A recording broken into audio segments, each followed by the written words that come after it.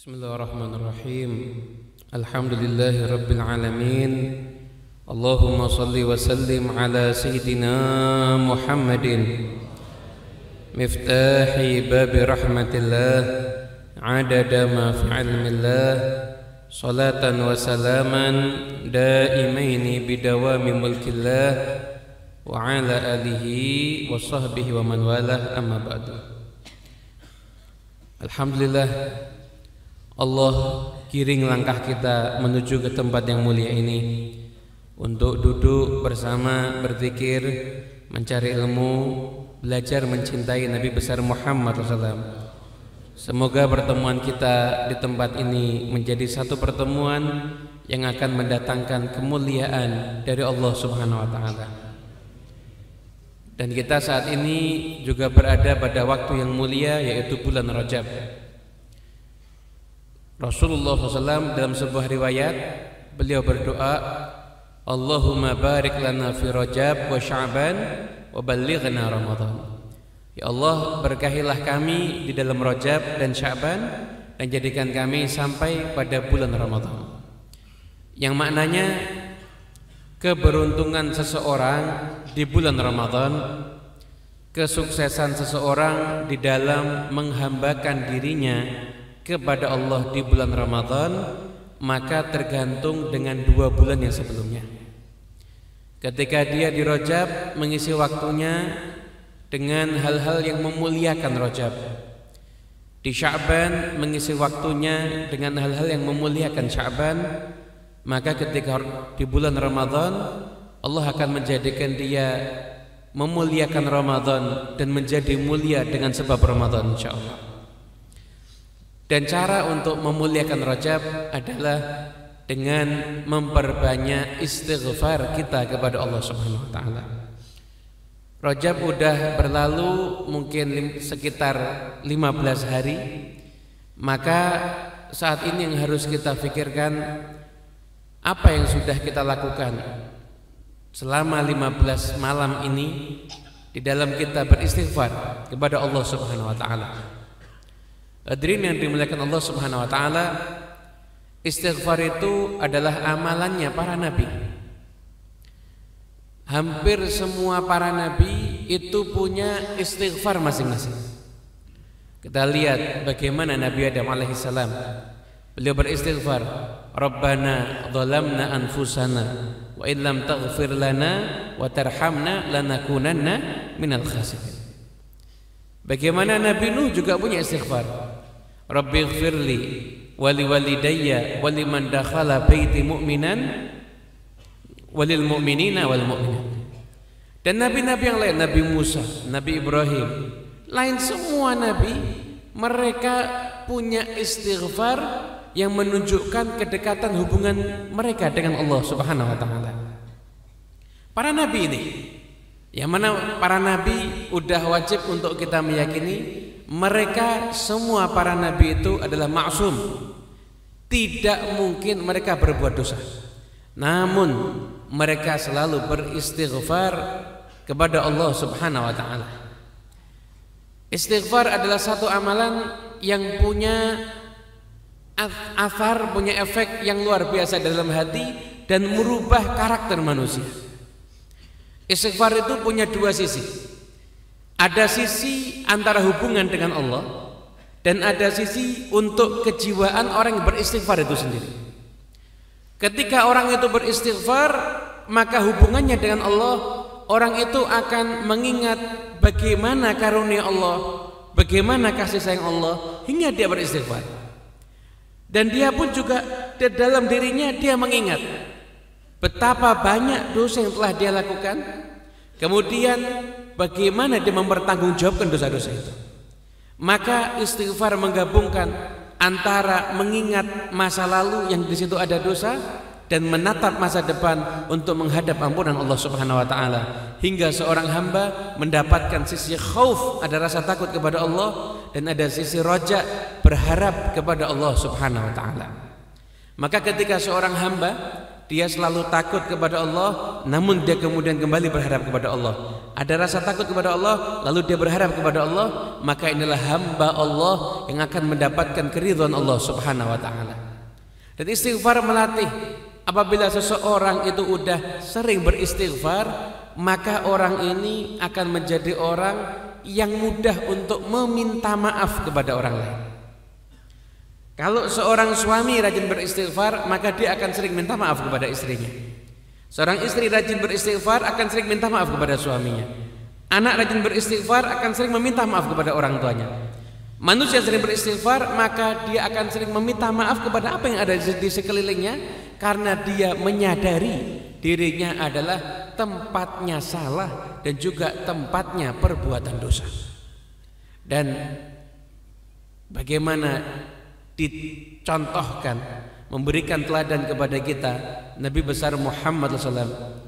Abdullah bin Umar meriwayatkan, inna kunna la na'uddu li Rasulillahi SAW fi majlisin rabbighfirli warhamni innaka anta tawwabur rahim, rabbighfirli wa tub alayya innaka anta tawwabur rahim. Aku benar-benar menghitung Rasul itu dalam satu majlis, Rasul itu mengatakan rabbighfirli, ya Allah ampunkan aku, wa tub alayya, terimalah taubatku, innaka anta tawwabur rahim, mi'ah marrah, 100 kali. Sahabat menghitung, Nabi Muhammad satu kali duduk istighfar dengan rabbighfirli wa tub alayya innaka anta tawwabur rahim 100 kali. Dalam riwayat yang lain ada yang meriwayatkan Rasul mengatakan Allahumma firli warhamni wa tub alayya innaka anta tawwabur rahim 100 kali, satu kali duduk. Dan itu adalah Nabi besar Muhammad SAW, yang mana telah qad ghafarallahu ma taqaddama min dzambika wa ma ta'akhkhar. Allah telah mengampunkan semua dosanya yang telah lalu dan semua dosa yang akan datang. Dan artinya Rasul nggak ada perbuatan dosa, namun Rasul setiap saatnya tidak pernah berhenti beristighfar. Dan istighfarnya Nabi Muhammad tentunya bukan karena dosa. Istighfar itu ada tingkatan derajatnya. Ada manusia yang beristighfar karena dosanya, dia berbuat dosa, dia beristighfar. Ini adalah manusia yang beruntung. Namun ada sekelompok manusia yang beristighfar karena mengistighfari ada waktunya yang di situ dia nggak ingat kepada Allah Subhanahu wa taala. Namun ada pula yang tingkatan yang tertinggi adalah istighfar ketika naik derajatnya, yaitu untuk para nabi. Para nabi setiap saatnya naik derajatnya, dan kenaikan derajat itu ditandai pula dengan istighfar. Sebagai satu gambaran, ketika ada orang yang ketika itu dia mengerjakan sholat saat itu sendiri, kemudian dia tahu kalau sholat itu lebih afdal berjamaah. Ketika dia mendengarkan keutamaan berjamaah, dia mengerjakan sholat berjamaah dan dia mengenang sholatnya sendiri, maka dia akan mengucapkan astaghfirullahaladzim. Bukan karena dosa, tapi karena kenaikan derajat. Begitu juga untuk Nabi Muhammad SAW, dengan naiknya setiap saat derajat beliau, maka beliau selalu beristighfar kepada Allah Subhanahu wa taala. Kalau seandainya istighfar itu hanya untuk Allah, menjadi sebab Allah ampunkan dosa kita, udah cukup. Kita semuanya wajib harus untuk memperbanyak istighfar. Kalau hanya istighfar itu mendatangkan manfaat, dosa kita diampuni oleh Allah, maka itu sudah cukup. Kita ini harus memperbanyak istighfar. Namun enggak cuma itu. Nabi bersabda, man lazimal istighfar ja'alallah min kulli dhiqin makhraja wa min kulli hammin faraja wa razaqahu min haitsu la yahtasib. Barang siapa yang melazimi istighfar, setiap dia berbuat salah dia istighfar, bahkan enggak salah pun dia juga istighfar. Dia ingat apapun juga dia istighfar.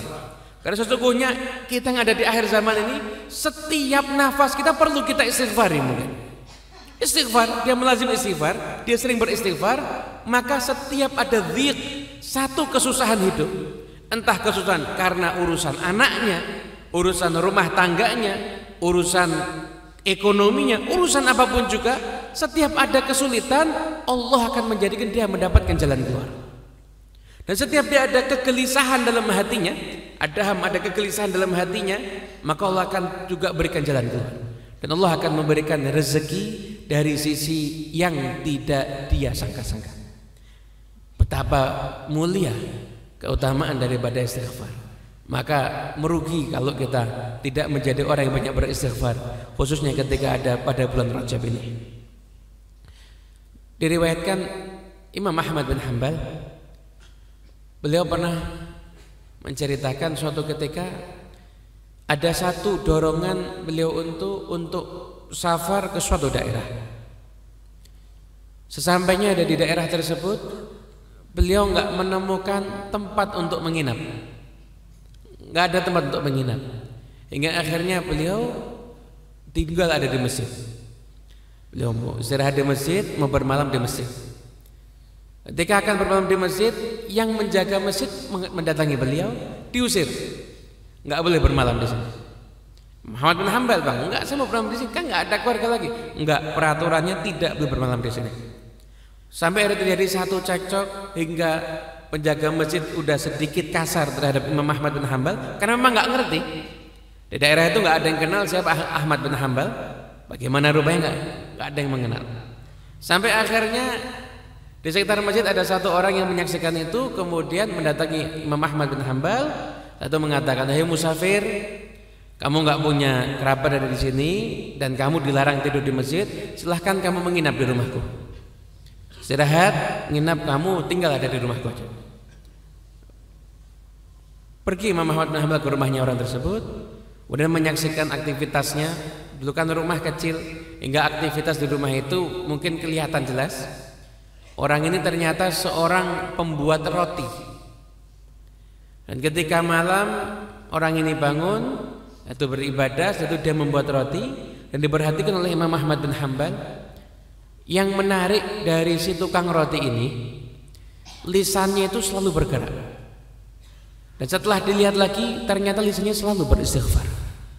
Selalu beristighfar. Karena Imam Ahmad bin Hanbal mulai tertarik menyaksikan orang ini, lalu bertanya, "Wahai fulan, wahai tukang roti, saya menyaksikan engkau ini lisannya selalu beristighfar. Lisanmu selalu beristighfar. Apa yang membuat kamu termotivasi untuk rajin beristighfar? Udah merasakan apa kamu dari buahnya istighfar?"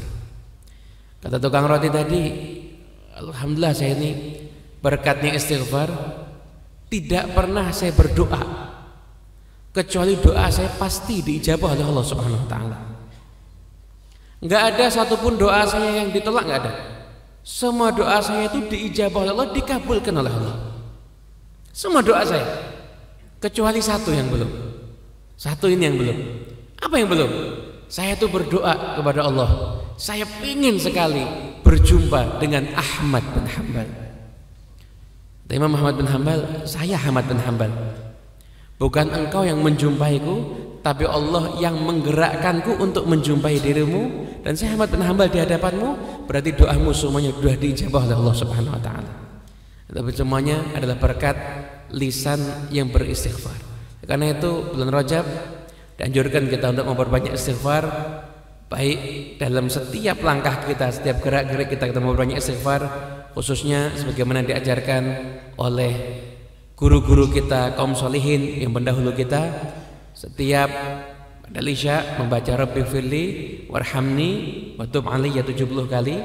Maka ini adalah latihan untuk kita semuanya. Kalau kita setiap pada Isya, pada subuh membaca Rabbighfirli warhamni wa tub alayya 70 kali, dan itu waktu yang sangat singkat, sekitar 2 menit 3 menit aja. Namun itu adalah melatih dan membiasakan agar lisan kita menjadi lisan yang sering beristighfar. Barang siapa yang di bulan Rajab melazimi ini, maka keluar daripada bulan Rajab dia telah menjadi ahli istighfar insyaallah. Semoga Allah ampunkan semua dosa kita, Allah tutup semua kesalahan kita, jadikan kita semuanya orang yang beristighfar kepada Allah Subhanahu wa taala, jadikan kita semuanya orang yang bisa memakmurkan Rajab, makmurkan Sya'ban. Allah turunkan berkah kepada kita di Rajab, Allah turunkan berkah kepada kita di Sya'ban. Allah sampaikan kita kepada bulan Ramadan, kita bisa mengisi Ramadan dengan penuh ibadah dan penuh keridhaan Allah Subhanahu wa taala. Amin ya rabbal alamin.